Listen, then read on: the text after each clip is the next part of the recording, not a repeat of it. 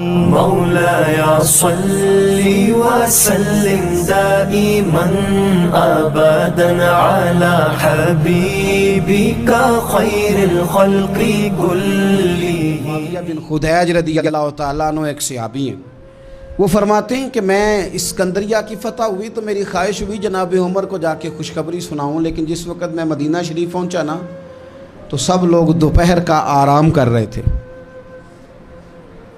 اب ہمارے آرام میں کوئی خلل ڈالے سوال ہی پیدا نہیں ہوتا، اماں کو بھی اجازت نہیں ہوتی، اور پھر اگر کوئی سوتے ہوئے ہمیں اٹھا دے اور ہم جاگ جائیں تو پھر جو ہمارا رویہ ہوتا ہے اللہ ہی خیر کرے، بادشاہ سلامت کوئی جگہ دی ہے، ہم بہت سارے معاذ اللہ ادب آداب بھی بھول جاتے ہیں، نیند ضائع کر دی۔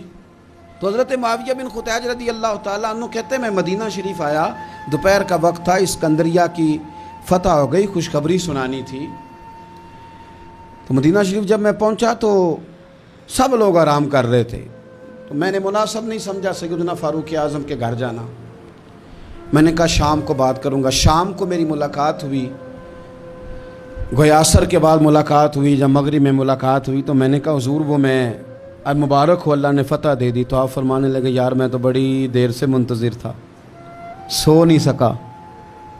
تو کہتے ہیں میں نے کہا حضور میں تو اسی لیے نہیں آیا کہ آپ آرام کر رہے ہوں گے۔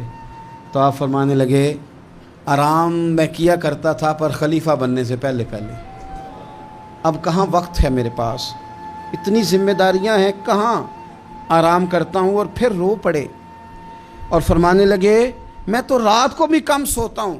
حضور کیوں؟